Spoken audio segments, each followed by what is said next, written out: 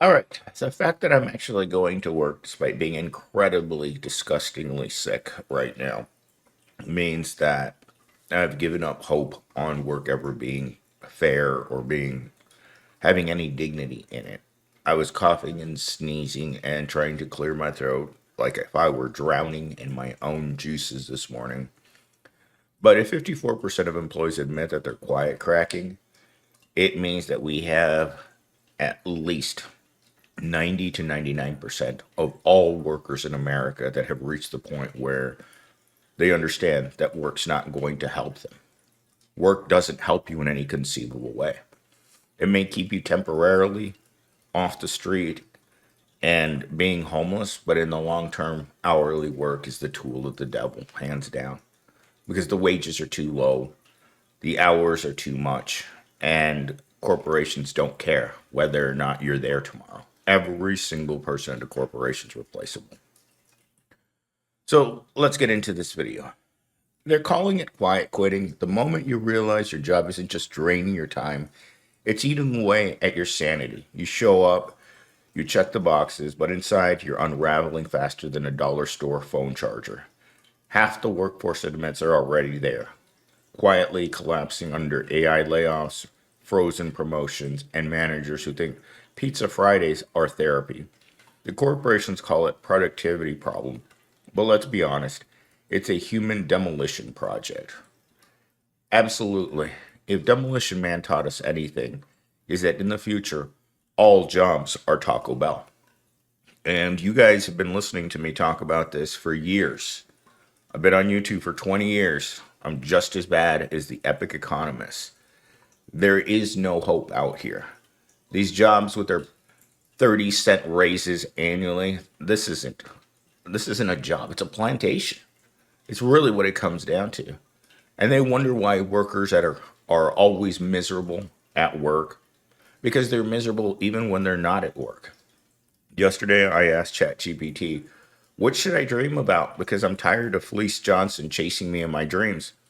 And it said, think about these three things when you go to sleep: floating on a river, floating on a cloud, or floating on, there was one other thing, floating somewhere, like on sand or something, but it was floating. It was the sense of feeling like you were drifting away. That's what you should dream about at night. And I thought to myself, that seems like a stupid thing to say, but I did it. And it's probably one of the best nights of sleep I've ever had. Because our daily lives are not things that we want to remember.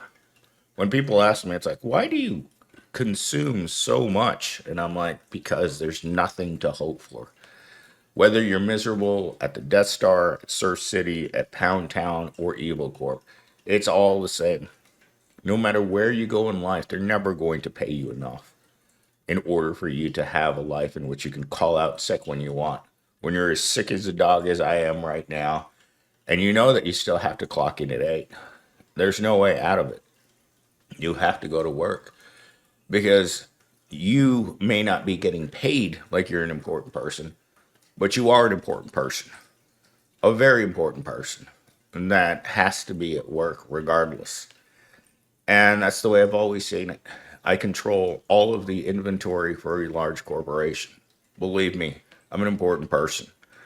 And so that means that regardless of how you feel, what your state of mind is, you have to go into work until AI replaces you. And even though you put on your goofy hat, put on your name tag, and you put on your stained company t shirt every day, it's still at the core of it, you still have to go. And most of us just pretend that we're somewhere else during the day. And that's something that the corporations hate. Workers that come to work, but they're not interested. I'm not going to get rich working there. I'm not going to suddenly walk out of there a millionaire. No, it's causing you to crack. And they call it quiet cracking, but I think that some people are more loud at cracking than others. It's just a matter of time before they finally finish you off mentally. All right, let's get into talking point number one. Quiet cracking isn't about workers slacking off. It's about people silently falling apart while still clocking in every day. Employees are physically present but mentally checked out. Overwhelmed by constant pressure, a lack of growth opportunities, and a fear of losing their jobs to AI or budget cuts, this silent disengagement bleeds into everything. Productivity plummets, workplace culture sours, and employees lose confidence in their own abilities. For companies, it's a more than just low morale. It's billions of dollars leaking out of the economy because workers are too drained to innovate, collaborate, or even care. That's the big problem right there. Even care. I see it all around me. I see it in every level of our of the existence of the regular Mickey Mouse McDonald's job. When you walk into a business anymore, whether it's a Fry's, it's a Walmart, it's a Walgreens, you can tell the employees don't care. They're not there to provide customer service. They're there in survival mode.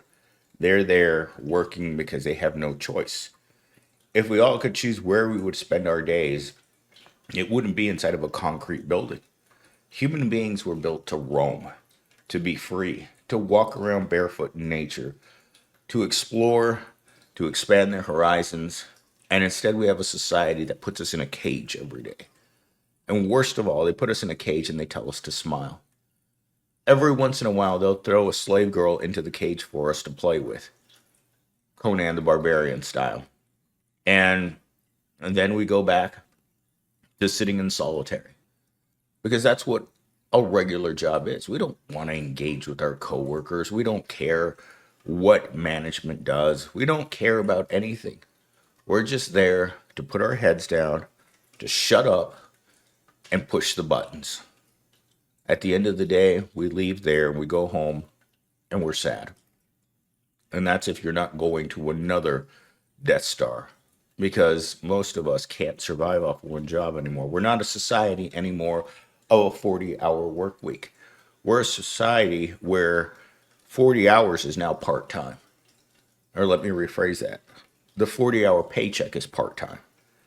So you now have to figure out another way of generating income. And something that I've had to have a conversation about with everyone that I've worked with for the past few years is you can't survive here with one income. Your first income is your rent payment. Your second income is food, and your third income pays the rest of your bills.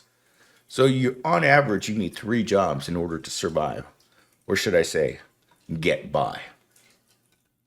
Talking point number two: in a healthier job market, people felt stuck or unappreciated, could simply move on. But in today's economy, leaving isn't that simple. AI automation is cutting opportunities before they even open. Promotions are frozen, wages barely keep pace with survival costs. Workers are cornered. They don't want to stay, but they can't afford to leave. That's the breeding ground for quiet cracking. A kind of emotional suffocation where people push themselves through the meaningless work, terrified of being replaced or left with nothing. That's what I see all day long from middle aged men, men who are terrified of losing the job that they don't want, the job that they can't stand doing, and the job that will never pay them enough so that they can take an actual vacation, take a guilt free day off from work, or simply just live their lives as regular creatures. Because at the end of the day, that's all we are. Is we're little animals that have somehow been conditioned or domesticated into believing that the only way to live is the way that they have trained us to live. They can open the door to the corral of the sheeple, but the sheeple won't know how to leave because we've been trained to believe that the only way that we can survive is by collecting the McPaycheck. At the end of every week, you get a McPaycheck with your McDonald's Happy Meal toy, and you're expected to be happy. Go home on Friday night. Don't think about work, or excuse me, don't think about your first job. Think about your second and third job on the weekend, and then come back to your first job on Monday morning at 8. Yeah, I am really sick. Sorry for coughing into the microphone. I'll try to edit that out, but I'm probably not going to since I'm planning on putting this up today with as little editing as humanly possible. But I'm trying not to cough into the microphone, but as you guys can hear, Millennial steam is very, very ill today, but it doesn't matter how you feel. If your mental health mattered, none of us would work. But when it comes to your physical health, you just have to take some Dayquil and just push yourself through it until you get to the end of the day. Because most of us can't afford to lose 20% of our income just because we had the inconvenience of being ill. It's just part of being a pro, is working sick. And I've had to work sick my entire adult life because it's just what you do as an adult. You have to work. And any person that doesn't work doesn't have a value within our society. I did a video on this that you guys will probably see next week on homeless people as scarecrows to scare the regular working class people into going to work. Every time you drive past a homeless person, you think about how scary it would be to be out there with nothing to eat, no shelter, nothing to think about other than just you and the street, and wondering if today will be your last day. That's what the homeless people have become in America. Quiet statues to the byproduct of not working. All right, talking point number 3. Companies pretend they can solve disengagement with shallow fixes, pizza parties, resilient workshops, or vague promises of training opportunities. But most of these are cosmetic band-aids that don't touch the real issue. Workers feel disposable, overworked, and underpaid. True solutions would mean investing in people, creating clear career paths, and actually listening to concerns before they spiral into full burnout. But instead, management treats disengagement like a PR problem, not a structural failure. And while executives worry about productivity losses, workers are left to manage their cracking minds in silence, trapped in jobs that offer survival and never any dignity. There hasn't been any dignity in work since they started forcing people to go to work in chicken costumes. That's the level of dignity that the average job has. Because if you're working at McDonald's or Taco Bell or Chipotle, there's no dignity in work. There's just the suffering, enduring of work and feeling like you are truly just succumbing to the stress of what work offers. It offers a paycheck, mental destruction. Your soul is trapped in a box that gets sucked right out of your rear end every day. And it's not just with certain types of workers, it's across the board. Everyone's afraid of losing their job. Everyone knows that jobs are temporary, and no one believes that they'll ever retire. That's the worst part, is when you ask people about retirement, more and more people are looking at retirement like me. Retirement is a pine box after 60 years of being forced to live in the worst possible conditions and then retreating to the pine box, never getting to enjoy a single day of your entire life because you desperately chased the dollar. And the dollar, well, it was far, far out of your reach. You were never going to make any money in this world because the salaries are ridiculous. And what they require for pennies is absolutely undoable. So people are left in this forever hamster wheel of chasing something that isn't real. Comfort, leisure, healthy lives. I would say that the 99% of Americans right now are feeling like it's not even worth it. The Epic Economist yesterday's video was very, very spot on the way that people are feeling these days. The hope of a better life, even for those people who practice the most grueling toxic positivity, the people that bathe in toxic positivity, that scrub under their arms and scrub their crotch with toxic positivity, are beginning to come to the conclusion that all the positivity in the world isn't going to help them. My friend who just messaged me right now, she was one of those people. She's like, just keep your hopes up and just keep a positive mindset. Things will work out. She's been texting me since before 6 o'clock in the morning. Why? Because she knows that all that she believed in her entire life is slowly cracking. The quiet cracking in her is starting to be visible.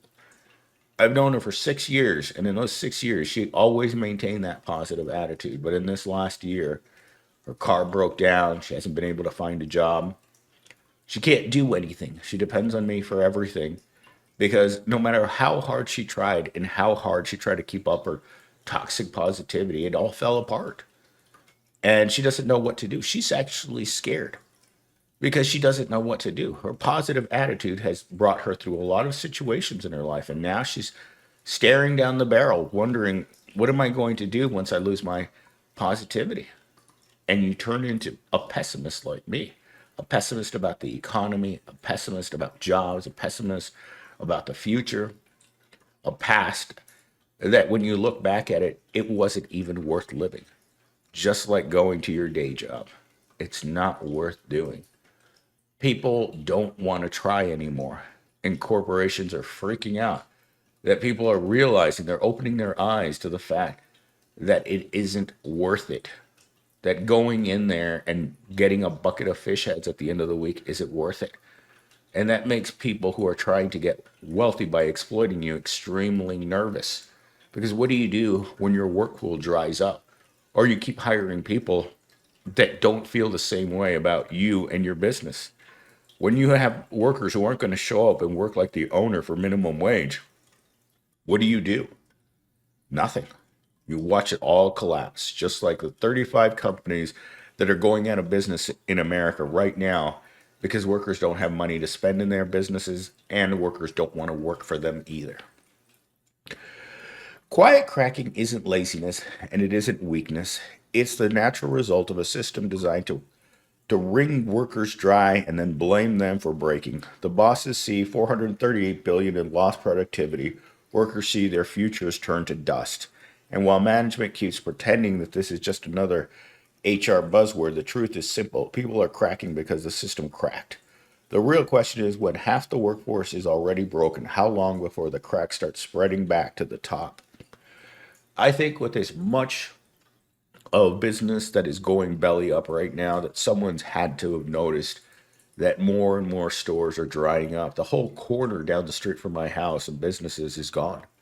You have an entire shopping center that's been empty for 10 years and no one will move into that area. It's become a refuge of the homeless, the druggies, and the downtrodden. That whole corner there is a symbolic of America. The only thing still working in that corner is that gas station. And that gas station is probably holding on by a thread because of all of the crime around it. That place probably loses millions of dollars worth of product by the homeless coming in and constantly stealing from them because that's where they live. And regardless of how hard you push people into uh, into extreme poverty, they're going to stay close to places like a gas station because they can run in there, hopefully grab something really quick and run out and have something to eat or have something to drink. When I was in Tucson a few weeks ago, my friend asked me, it's like, why are all the homeless so close to this quick trip? Like literally the quick trip was right here and the bridge where all the homeless people were living under was like a homeless shelter under a bridge. And I said, the reason they're here and not over there or down the street over here in nature is because right there they have access to water and food. Probably more like booze and food, but that's why they're all there. And despite this, that business stays open. But what do you do when you can't keep your business open? It goes under, just like all the businesses that we've seen go under over the past few years. If you don't have paying customers, you can't keep your doors open. But with that said, I'm going to leave it here. I'm going to work on this video. I'm going to get it up this morning. I got to figure out how I'm going to give myself some sort of spiritual healing before I have to be at work this morning because in the condition that I'm in right now, I should probably be laying in bed for the rest of the day, but work doesn't care if you're sick. Work just cares if you show up and you push the buttons. That's all work cares about. I'm out.